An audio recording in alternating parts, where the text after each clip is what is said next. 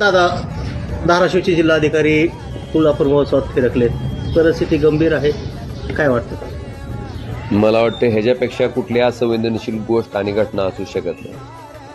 जिल्ह्याच्या प्रमुख पदावर बसणाऱ्या प्रशासकीय अधिकाऱ्यानं, जिल्हाधिकारी असतील, उपजिल्हाधिकारी असतील, मला वाटतं यांचं डोकं ठिकाणावर आहे का, की आपण कुठल्या परिस्थितीतनं जातोय, जिल्ह्यात काय आपद आहे. आपण 3 दिवसापासून 400 ते 450 लोकांना त्यांचा जीव धोक्यात असताना, त्या पुराच्या पाण्यात अडकलेला असताना बाहेर काढले.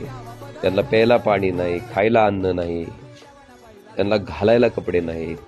इतकी विदारक परिस्थिती त्यांची आहे. आपण बघितलं असेल, जिल्ह्यातल्या भूम तालुक्यातल्या म्हात्रेवाडीच्या शेतकऱ्यांना आत्महत्या केली, कळंब तालुक्यातल्या आवड शिरपुराच्या शेतकऱ्यांना आत्महत्या केली, बार्शी तालुक्यातल्या दहिटण्यातल्या नारीतल्या शेतकऱ्यानं त्या ठिकाणी आत्महत्या केली. अशा पद्धतीने शेतकरी आत्महत्या करत असताना आपण त्या शेतकऱ्याला सरकारी मदतीचे सोपस्कार पार पाडून सरकारी मदत कशी त्याच्याकडे तातडीनं पोहोचेल, त्याला आपल्याला धीर कसा देता येईल, त्याला आधार कसा देता येईल, मला वाटतं हे कर्तव्य आपलं त्या ठिकाणी पहिलं असणं गरजेचं आहे. आणि अशा पद्धतीच्या कृतीचं कुणीही समर्थन करू शकत नाही, ते निषेधार्ह आहे. आणि त्यांनी आत्ताच्या आत्ता माझी मागणी आहे की हे जे महोत्सव आहे ते ताबडतोब बंद करा, हा उत्सव बंद करा. कारण आपल्याकडं न भूतो न भविष्यती अशी आपत्ती आलेली आहे. प्रचंड प्रमाणात शेतकरी आर्थिक तणावात आहे, आर्थिक अडचणीत आहे. त्याला भ्रांत आहे की बँकेकडनं घेतलेली कर्ज भरायची कशी, लेकराच्या शिक्षणाचा कर्ज भागवायचा कसा. जी दुभती जनावरं होती ती डोळ्यात देखत त्या ठिकाणी पुरात वाहून गेली, त्याचं नुकसान भरून काढायचं कसं.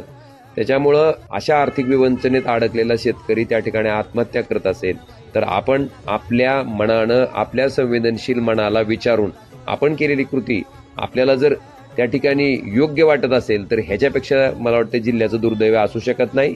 आणि अशा पद्धतीचं असंवेदनशील वागणं, अधिकारी असो किंवा आम्ही लोकप्रतिनिधी असो, हे कुणालाही शोभनीय नाही.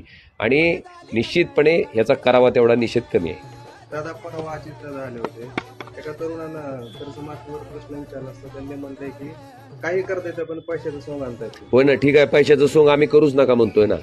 आम्ही आज पण त्यांना विनंती करतोय की तुमच्याकडे पैसे नसतील तर तुम्ही समृद्धी महामार्ग असेल, शक्तीपीठ, ज्याला शेतकऱ्यांचा विरोध आहे त्याला पॅरलल मार्ग आहे, असं असताना पण कापण करण्यासाठी मोठ्या प्रमाणात कर्ज उचलून हे प्रकल्प जर करत असू तर आज तो शेतकरी जगण्यासाठी धडपडतोय.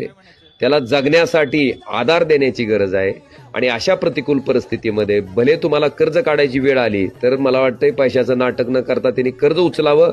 2.5 लाख कोटी होतं, त्याचं आज 9-10 लाख कोटीच्या घरात चाललंय. अजून 5 लाख वाढेल, 15 लाख कोटी होईल. पण आज ह्या शेतकऱ्याला त्या पैशाची गरज त्या प्रकल्पापेक्षा कितीतरी अधिकची आहे. आणि त्या शेतकऱ्याच्या पदरात भरीव माप टाकणं मला वाटतं सरकार म्हणून त्या ठिकाणी आपली पहिली जबाबदारी आहे. मला वाटतं तिथं तुम्ही पैशाचं नाटक करू नका. पैसे नसतील तर